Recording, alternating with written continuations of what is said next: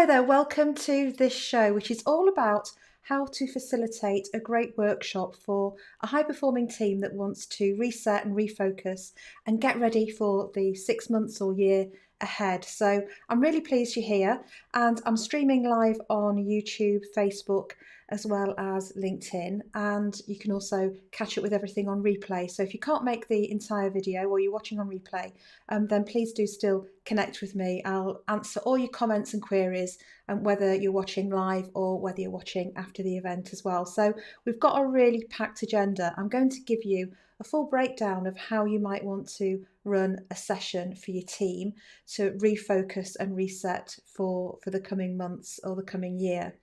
And I'm going to give you loads of suggestions as well for different activities that you can use. So hopefully it's value packed. I'd love to hear from you as always as we go through. So do leave some comments for me, ask some questions, give me your suggestions, tell me what's worked and what hasn't for you. And it's going to be a really good value packed show. And I'll be back in 1 second just after this. This is the Idea Time Show with Dr. Jo North, helping facilitators expand their creativity, confidence and impact through the power of innovation in action. Gain confidence as a facilitator, confidence with the technology, and confidence with your content and event design. Tune in every week for practical tips, strategies and interviews that will accelerate your personal and business success. And now, here's your host, Dr. Jo North. Welcome to today's show, which is all about facilitating a workshop for a high-performing team to help them reset and refocus and think about what they want to achieve and how in the months or the year ahead. So a value-packed show today, and as always, I'd love to hear your questions and comments as we go through. So what I'm going to be covering are some evidence-based insights, tools and approaches for facilitating a high-performance team reset and refocus workshop. I'll also share a little bit of research and some practical ways that you can use that research to help your team to perform at an even higher level. And I'll be giving you an example of a focused agenda for your high-performing team workshop, along with some purposeful, engaging, interactive activities you can use. And these are things that you can apply directly to your business and lead to agreed actions and commitments. So these aren't really games or outward bound or sort of typical team building activities per se. They are activities, but they are things that are designed around thinking about the year ahead, where you want to be, where you are now, and how you're going to get as a team from where you are now to where you want to be. So if you're looking for something that's a bit more outward bound and adventurous and outdoors, I really do recommend that you have a look at the Strengths Trail by True North Development, who are doing some amazing sort of team building programs and leadership programs using strengths coaching. So they're a good one to look at. If you're interested in leadership strengths as well, more generally, take a look at Andy Jenkins and his work on My Leadership Strengths. So a couple of other things for you to look at if you're interested in this sort of area. And I'll put links to those in the comments as well after the show. So you'll find those links in the show notes and in the comments.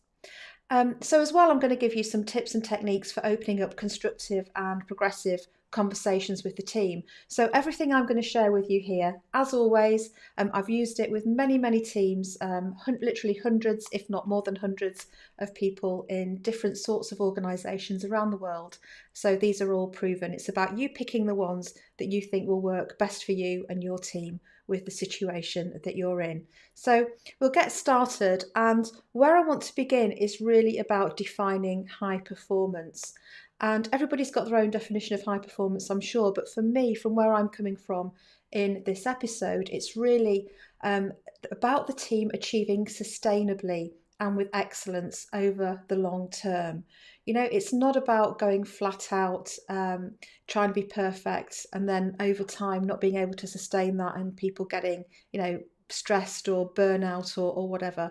It really is about thinking about the bigger picture and high performance in the widest context. So within that, things like well-being, connection, purpose, values, and the team using their strengths both individually and collectively.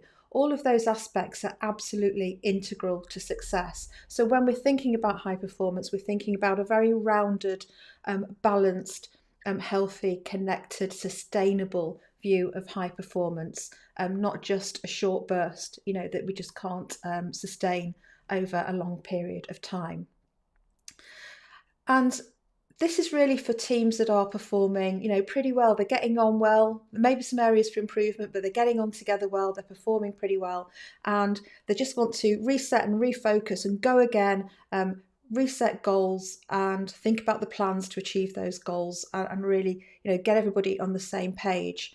I have got some resources if you have a team that needs rebuilding and isn't in such a great place. Then I do recommend you have a look at my facilitation guide on how to rebuild a team, which is completely free of charge. Just have a look at it on the Big Bang Partnership website. Again, I'll link to that in the comments and the show notes as well. Just go onto the blog in the Content Studio and type in how to rebuild a team, and it'll come up for you. And there's also another guide to psychological safety and teamwork, which you can find on the Big Bang Partnership YouTube channel as well. So those things, if your team needs some work, maybe relationships aren't great, or maybe people feel a bit distanced just because of how things have been, or you've been through a difficult time as a team, sometimes a bit of rebuilding is needed, and you might want to do some of that work before you go into the suggestions that I'm sharing with you in this episode. But just a few reminders really, in terms of high performing teams, research from people like Lencioni demonstrate that actually with high performing teams, what they've all got in common is that they have a foundation of trust. And having that foundation of trust means that they'll be open, they'll challenge, and they, if people have got different ideas, they're not afraid to share them. So trusting teams that can manage conflict and actually use conflict constructively and wisely and healthily, that builds commitment, which in turn builds accountability, and that drives results. So the activities that I'm going to share in this high performance team workshop agenda all help continue to create this sense of trust and commitment and people sharing ideas. So it's entirely consistent with that. It supports things like the high performance team model by MacMillan, where it helps create a common purpose, with clear roles, communication, solid relationships, effective processes, great leadership. All of those things are needed for a high performing team to do its best work. And these complement that, and they support all of this stuff, which is shown to be really important for a high performing team. And then finally, of course, the strategy pyramid. And you might have heard me talk about this before, either in podcast or in videos or on blogs. But really getting the high performance team to think about, what's its purpose and mission and vision? What is the team there to achieve? What goals will help it to achieve those things? And then working towards how to get there and how to measure that process as well, and how to measure the progress against all of those. So this workshop and the agenda and the activities will all help you do those things with the team. So I'm really hoping that you will enjoy this and get a lot out of it. Let's get started then with the reset and refocus agenda. So I'm suggesting that first of all, as always, you have a getting started section, which is about a welcome, an introduction to the session, the purpose as in why you're here, why you all there today, and a warm up to get people into the room with you, whether it's a virtual room or a physical room. So that getting started section, and then moving into what I call future scaping. So that's a term that I've created and use, which is thinking about what is the future looking like? What are the aspirations, the long-term goal, perhaps for the next 12 months or 6 months or even longer? Where are you heading as a team? And then the next bit is about taking stock, thinking about the current position and a bit of a retrospective, so the journey so far and lessons learned, so that you can take those forward into the next piece, which is bridging the gap. And bridging the gap is all about generating ideas, selecting ideas and developing them so that you can get from where you are now to where you want to be as a team. And then the final piece in the agenda is the action planning. It's deciding on what are the next steps that you're going to take together as a team to action all of this to make it happen in reality. So that's the outline agenda.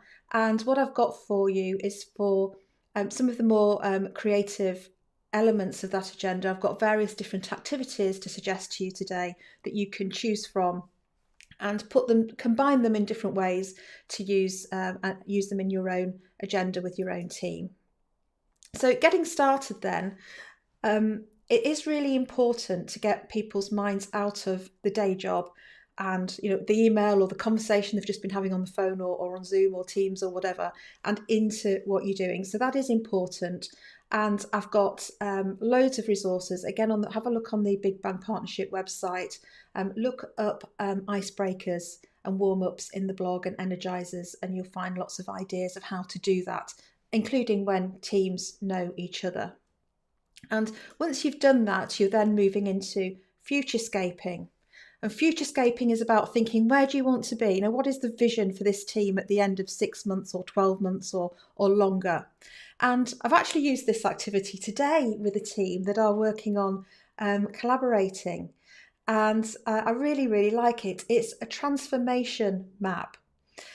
And what you do is essentially you have you map out all the years that are included in, or the months, depending on your time frame, that you want to cover in your team session. And think about the various themes that are important, and you map out where you want to be across each of those months or years. What are the things for each of the themes that are important to you? Do you want to be achieving in your vision as a team?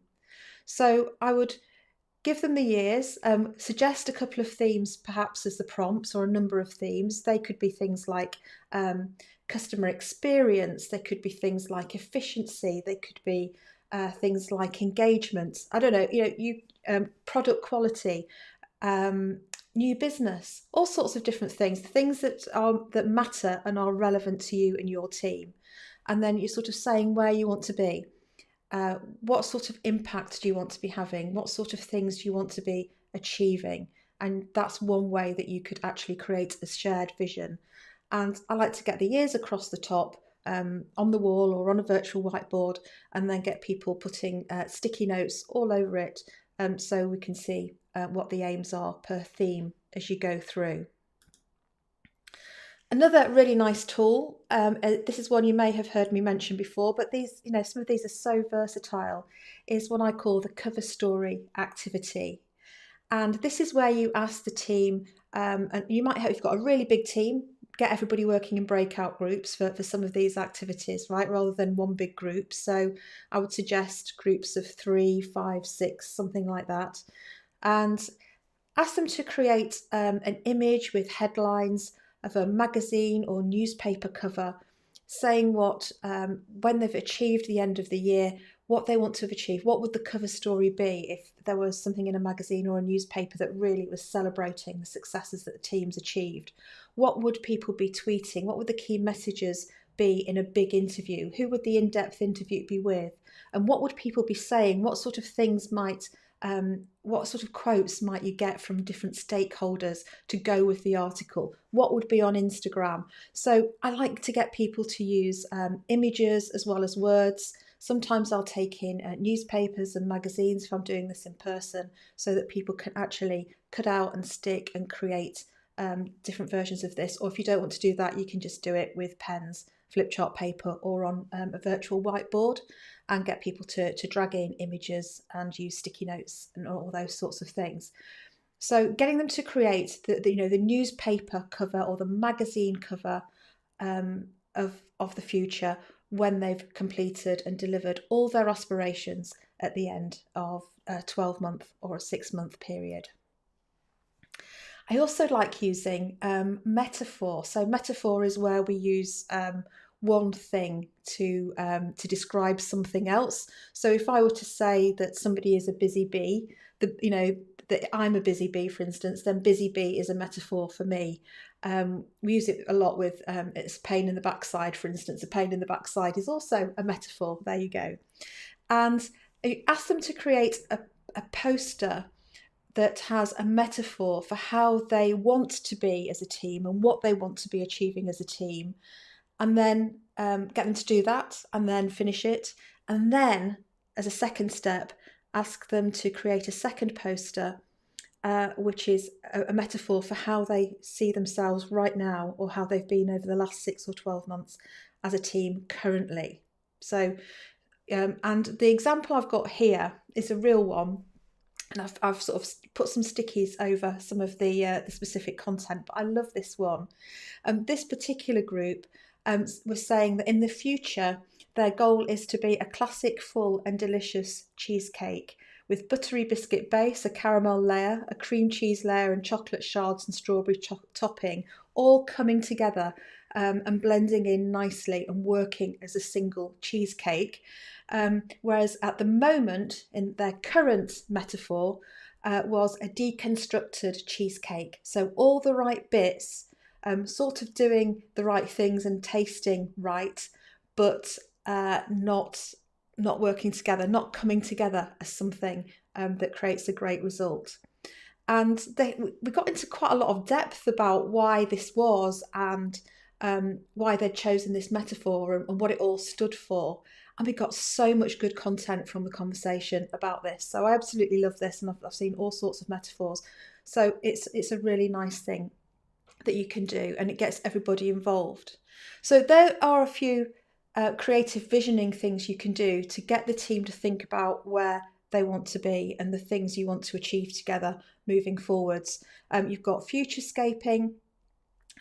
We've talked about metaphor, and we've talked about the cover story activity. So you could pick one of those, or maybe use a couple of them in tandem, and have get a really good start to your workshop, nice and creative, and getting everybody thinking about looking forward. Now, an important tip is that once you've done that creative visioning activity, stop there, just pause there, and think about how you could identify some measurable deliverables. So how are you going to know when those things have been successful? And I would use something like sticky note clustering to add in some goals, objectives, and key results. And if you've already got those, then think about matching those in to the work that you've done on the creativity. So put the creativity piece together with some measurable, tangible goals, objectives, and key results that you can track and move forward. So you're actually defining what success looks like, both in a figurative way, but also in a really tangible, quantitative way as well. Now, when we've done all the future scaping and we've been thinking about moving forward, the next piece is all around taking stock. And this is about thinking as a team, reflecting on the current position and retrospectively how well things have been going, or how not so well things have been going. So a balanced view on the progress to date. One of the things you can do is just really simply have a lightning talk, which is a short, punchy, energetic, pacey presentation of about 10-15 minutes that summarises the progress and the results of the year to date, or the period in question. So that brings everybody up to speed, and then you can have a discussion and maybe use some sticky notes to talk about why that is, and where you are right now. So that's a very straightforward way of doing it. You could also get people to think about, when have they been at their best? When are they at their best, both currently and in recent performance? You could ask them to collage that. You could ask them to mind map that. You could ask them to just simply, jot it down, cover something with sticky notes, and think about getting them to describe what's actually happening and why they've been at their best. What are the factors that drive that strong performance? Remember, I said at the beginning of the show that high-performing teams are teams that really know what their strengths are and play to those strengths individually and collectively. So this helps to think about what they are so that the team can then think about how to use those strengths, how to leverage those strengths to achieve the vision that you've been working on in the previous session. Using a retrospective activity is super useful as well. So a retrospective is simply an activity that gets people to reflect on recent past progress and performance to identify what they can learn. So what they can change for the better, what they need to keep doing because it's working really well, and what needs to stop happening. So it's a really, really healthy and good thing to do, a very balanced thing to do. You could quite straightforwardly do some lessons learned. Yeah, what have we learned in terms of successes and things that haven't gone so well? You could ask people to give one word. This is another option. Give one word that they think describes the performance of the last 6 or 12 months, and then get everybody's words out onto the wall or onto the virtual whiteboard, and then explore why people have chosen those words and think about what's led to those words coming about, to the events that have created the thinking about those words. That's a really, really good one. Very simple, but very powerful and very effective. You could simply ask people what has made them mad, glad, and sad. So have a space for mad. That was really frustrating. That's glad. That made me really, happy. It went really well. We're really delighted with that. And sad, well, just really disappointed. So, and of course, you're thinking about things that have happened and things that have influenced the team's performance. A nice one to do, a really feel-good one, is to do a kudos cards wall. And this is where you would put the name of every person in the team up on the wall. Each person's got their own space on the wall. And then you ask every individual to write a kudos card. You ask everybody to write a kudos card for all of their colleagues, and then stick the cards up on the wall around the people around the names that are relevant. So everybody essentially gets a load of comments about themselves and feedback, and all very positive. So you're looking for things that people are doing well, again, building on strengths. That's a really nice feedback thing to use that generates some great team bonding as well. Thank you. I've got a great comment here actually. Thank you, Paul. Hello. Happy New Year. I don't think I've said Happy New Year to you. It's good to see you. And Paul's saying some really great tools here, Jo. We've used several of them during our innovation sprints and they've gone down really well. Simple but very effective. Thank you. Yes, Paul, we have, haven't we? We've done, Paul runs some amazing innovation sprints where he is, and glad that these tools are working for you well as well, Paul. Good to see you. Thank you. Now, here's one. Let me know if you tried this one, if you're watching from in your organisation. It's 3 Little Pigs. You can see a variation on a theme with these retrospectives. Essentially, there are some prompts that make you look at performance in the round from different perspectives. So 3 Little Pigs is about which things would be the straw house, so a bit shaky, which things that the team have done would be the stick house, so good foundations but could be better, and which things are the brick house, which are pretty well constructed. So that's quite a good fun one to do as well. And the final suggestion I've got, and I could give you a really, really long list of suggestions, but hopefully out of these 1, 2, 3, 4, 5, 6 or so that you've got here, there'll be one that will appeal to you, is letters to the future. And many of us have come across the concept of either writing a postcard or a letter to yourself in the future that you then open at a later date and reflect back on the advice and where you were at the time of writing the letter. Well, this is a variation on that, really. What you're doing is you're writing a letter to the future reflecting on the past performance. So the team writes itself a letter about what it's learned and what it's done well over recent months and the recent year.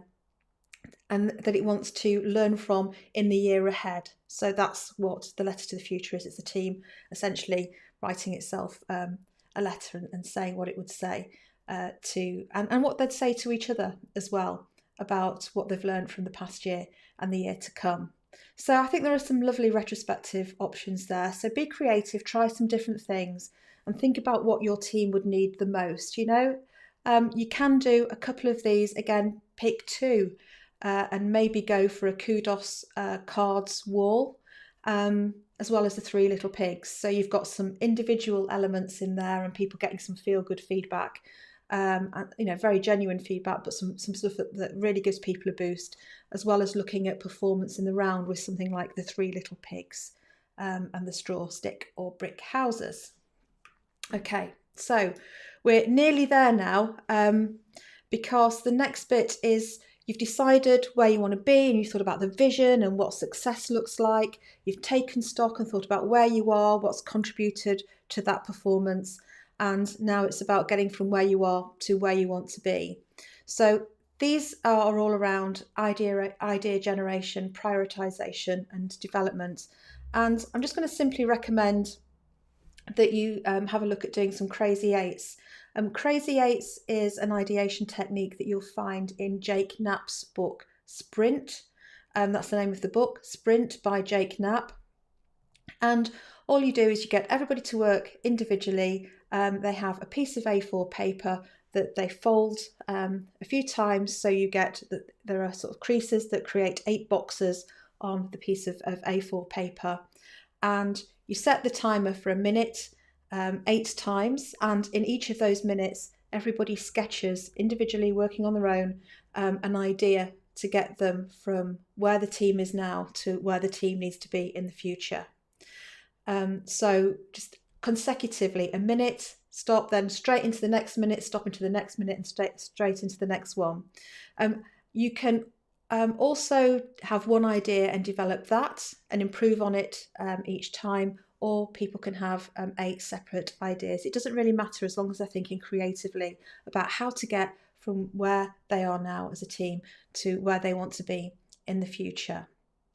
And it takes literally 8 minutes. You'll probably need to demo it and reassure people that they're not going to be sharing the sketches and everything with everybody. But it's a really good, fast, pacey, creative thing to do. If someone is stuck on a box and thinking, I don't know what box number 6, I've already done 6, I don't know what 5, and I don't know what to do in box number 6, just ask them to keep moving the pen, to keep doodling or scribbling or writing something, and then something will come to them. It does get harder the more towards the 8th box people get. But that's sort of the point. It's about stretching that thinking. And then when they've done that, this is to use as well as the crazy eights that I've just talked about. This is also in the Sprint book by Jake Knapp, is to get people to think about an idea or a combination of ideas from the crazy eight sketches that they've been doing and put them together as a single solution. So you can either get people to work on their own, or you can get people to start sharing the ideas, talking about what they've sketched in the crazy eights, and then combining the best one to create a detailed description, a detailed plan for how to move forward.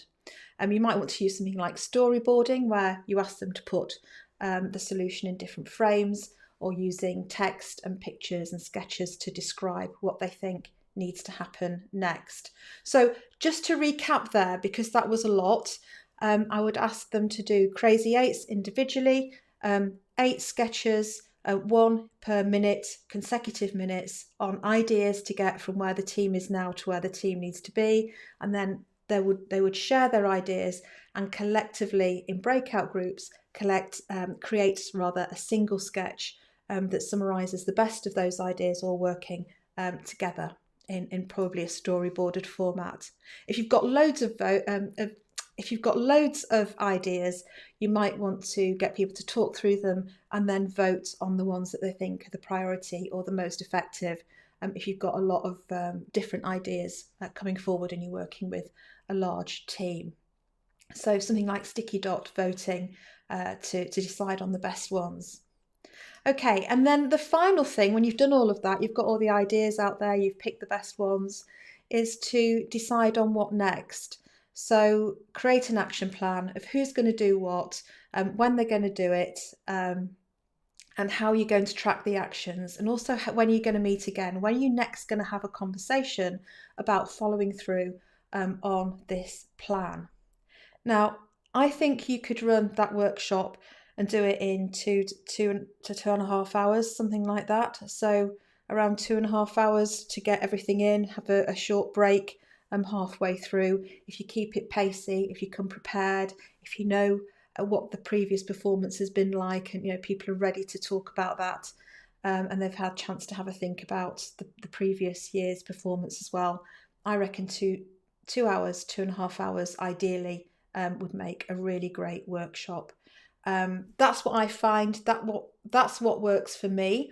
If you are a less experienced facilitator and you're doing this for the first time, or you're facilitating for the first time, you might want to just give yourself a bit more time and maybe go into 3 hours, plan for 2.5, but get everybody to budget 3 hours out of the diaries, just to give yourself a little bit more wriggle room to move from one activity into another.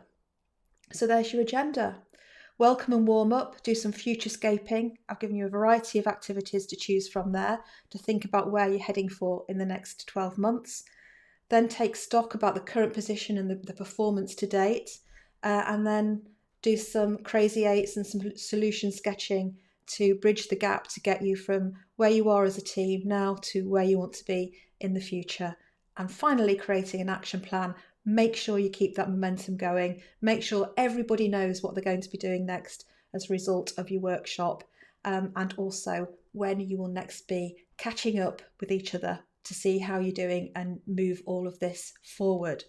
So thank you very, very much for joining me for this show. I hope that's useful for you. And if you're going to run any of these activities, or maybe even run the whole workshop, that would be great. And I would love to hear how you get on. And if you'd like any tips, or you want to talk anything through, that's fine. We can jump on a Teams call at some point and just chat it through. I'm always happy to do that with you. Loads of great resources for free at bigbangpartnership.co.uk. Also have a look, if you are interested in facilitating and if you're interested in innovation, at the Big Bang Partnership YouTube channel. So thank you very much. I've loved being with you today, and I will see you next week. I'll be back soon. Bye for now. Thank you for tuning in to the Idea Time Show, brought to you by Dr. Jo North. Don't forget to subscribe to our channel and access more completely free resources at bigbangpartnership.co.uk/resources. We'll see you next time.